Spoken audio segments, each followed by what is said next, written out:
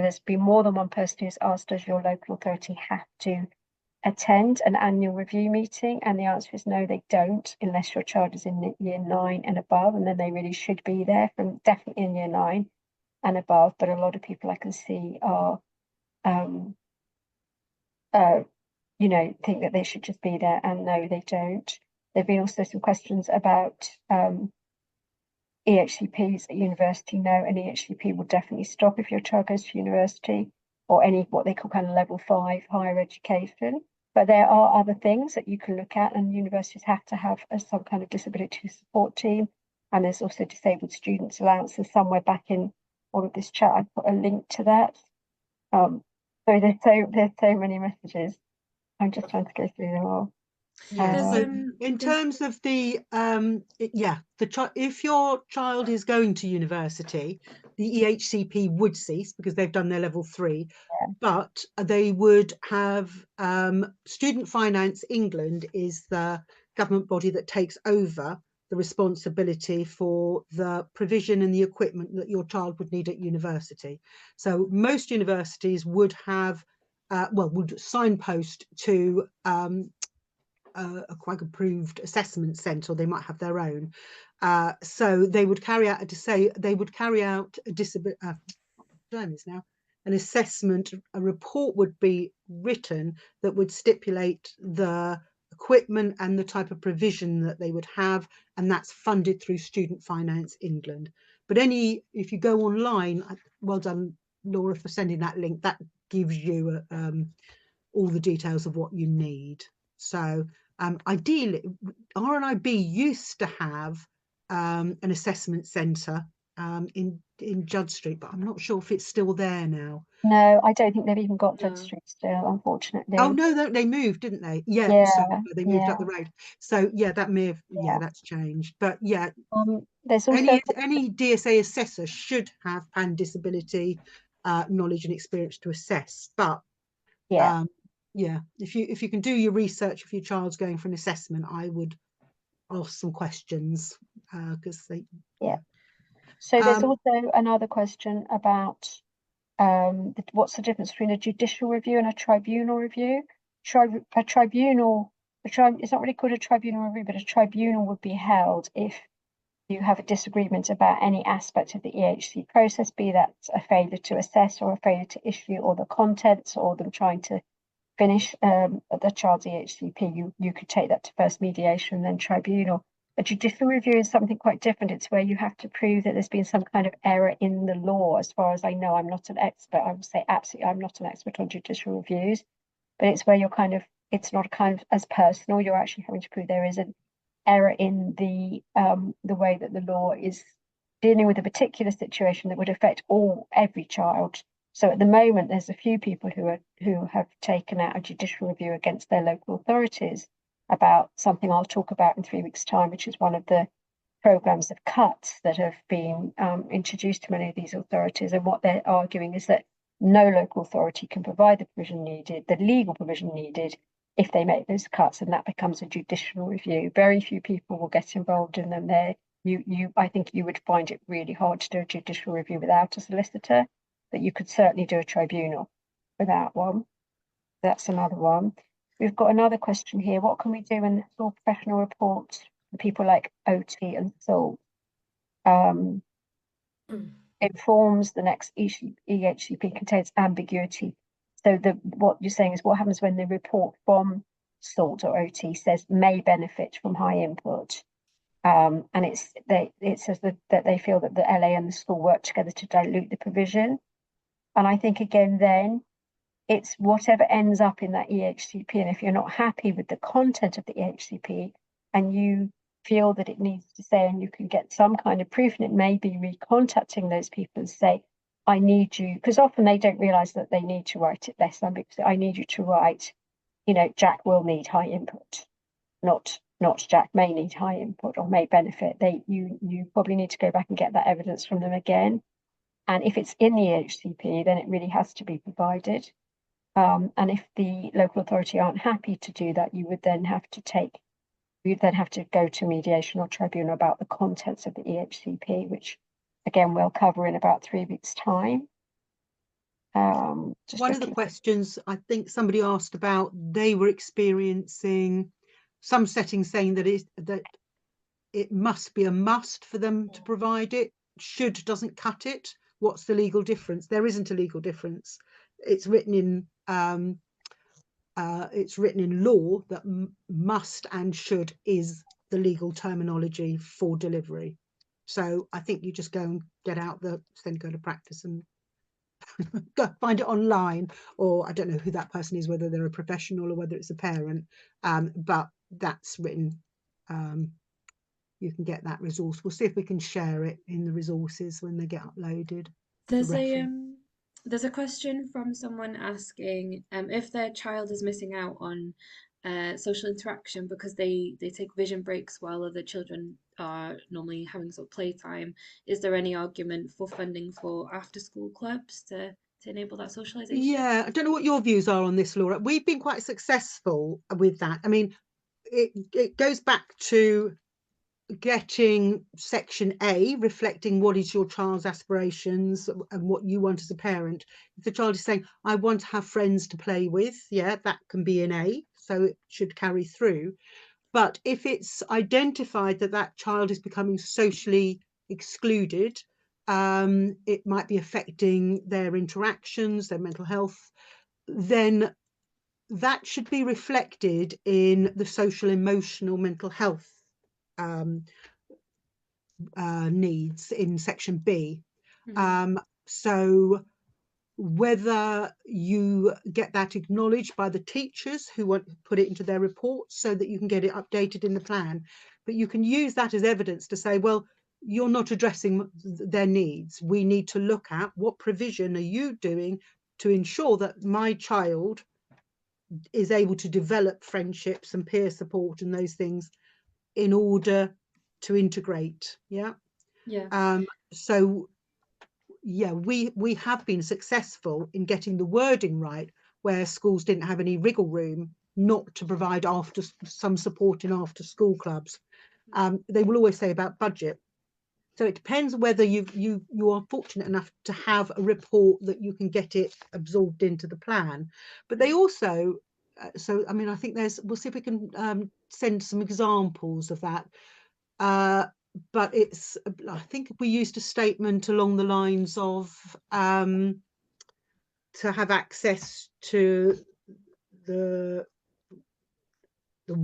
including the wider school curriculum or something. There's a phrase that enables the wider school curriculum is after school clubs. I think in this instance, it was from a commissioned educational psychologist report that we'd commissioned, who actually was aware the parent had talked about that as a concern, and she'd gone into school and done observations, and it was incorporated in her report. So it's not something we can write, but obviously if you've got a professional that recognises that is a problem for your child and is being supportive, you want that written into a report that you then ensure when you're doing your checks about what's going in, that is included. Because sometimes things are, the planning officer will only they won't put everything into an EHCP. When I say cherry picking, they're looking at what they've identified is appropriate, following that thread from A to E. Have you got anything to add to that, Laura, in your experience? No, I think that you've covered brilliantly, but I can see that I'm going to try and do a few questions quite quickly because there are quite a lot more here. So someone's asked, can you ask for an EHCP? I think in year 5 of primary, with the anticipation of adjustments for changing outcomes. Year 5 is the time where we frequently suggest that people do start applying for an EHCP because there's often a very big change, and whereas a primary school may be meeting a child's SEND needs fairly well, it can be, especially with children with visual impairment, they can have equipment they could have maybe a CCTV enlarger in one classroom. They may need a very different set of needs when they go to secondary. In fact, we actually do a kind of database trawl of all the children in year 5 every year and contact them especially and say, does your child already have an EHCP? Do you think they may need one? To remind them. So yes, year 5 is a really good time to start this process, and I would go ahead sooner rather than later, because if you do end up having to go to any kind of tribunal, there can be very long waits. So year 5 is always a good time to start. Someone else has said, if you don't agree with the draft, you need to meet with the SENAR, which I presume we don't have SENAR, so I presume it's the local authority 10 person who has written it. You don't have to meet with them. No, you can just make amendments on paper and say these are the amendments you want. And if you do that, really important to keep your original amendments. And then when you get it back amended, check how many of them they've done, how many they haven't done. If they do make the amendments that you want, that's fine. You can meet with your we call them SEN coordinators. You can meet with them and it may help if they've got time. If you're offered a meeting, I would certainly say yes. A lot of people don't get anywhere close to meetings for these things. And again, if they're not going to make the amendments, again, that's something that you would have to take further to mediation and tribunal if necessary. Yes, we are recording Melissa and slides. Going back up. We've done that one. There's one here about a child who's had an emergency review in June, no specialist place yet, and they're out of school. I mean, I know so many children who've been out of school this first half term, not just with DI, but lots of other things as well. So you've got the final HCP arriving next week with all your amendments. Accepted, that's good. New diagnosis of CVR on top of the other things. So what you're saying is you may need to change some of sections A and B, but you only focused on F. You can ask for it to be changed. You'll have to be quick. If it's better to ask now, because if it does go to tribunal, they won't look at section A. They will only look at section B of those two. They'll obviously look at sections D and F as well, but and H. But you really need to do that quite quickly because a tribunal will not make the changes in section A. A child with no vision, is there an argument for funding to be provided during vacations for habilitation services as those skills are needed continuously? What happens down in Sussex with you, Lynn, with that? Well, it's an interesting one. We've got, if within the plan it's written that they do need that skills training, whether it be mobility or independent living skills, we've got 3 different local authorities across Sussex. So they often sometimes do go into the school holidays because if they're teaching those independent living skills, cooking, they're not going to be doing necessarily that in school or have access. So sometimes they actually do quite heavy load it in the holidays. Or if they're in transition going from primary to secondary, they'll do the orientation training, mobility training. But it just depends on the local authority. There's not a rule. Certainly with our local authorities, the QTVIs are term time only, but the HAB officers they work throughout the year. So they're often, as you say, they're busiest in the holidays when the kids are actually out of school and need some support at home or travel training, that sort of stuff. Yeah, a lot of our children get HAB on top of the stuff that happens in school, and it's really worth contacting your HAB team directly and saying this is what your child needs. HAB is still, believe it or not, it's still not a statutory provision, which I find quite extraordinary. But if it's written into your child's EHCP, then it does become statutory. But actually, it's not a statutory provision. We actually had an entire local authority area that we cover without a HAB person for 2 years until we did threaten a judicial review. And then they got somebody in.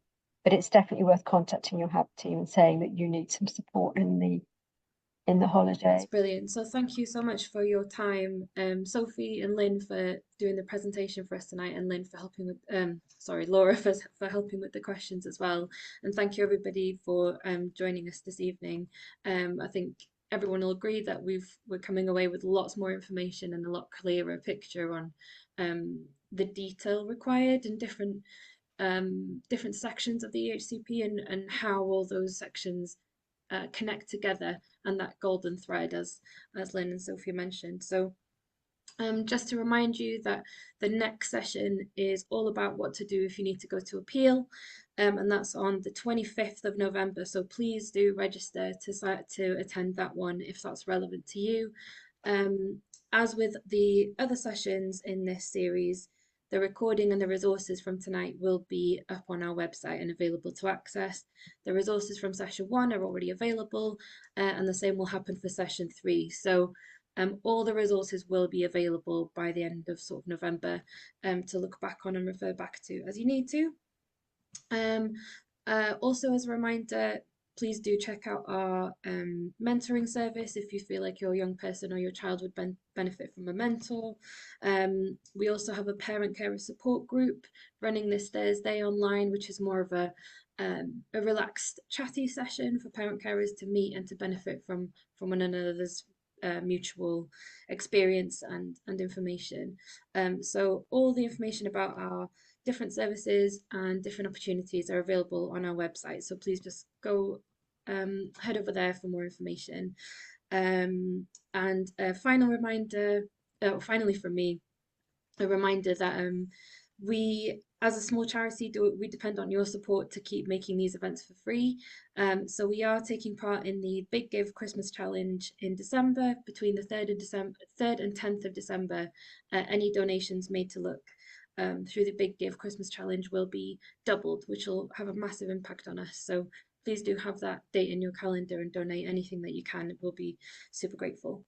That's it, I think, from us this evening. Thank you so much again for everybody for your time, and Sophie and Lynn for your expertise, and Laura for supporting as well. And we'll see you all again on the 25th.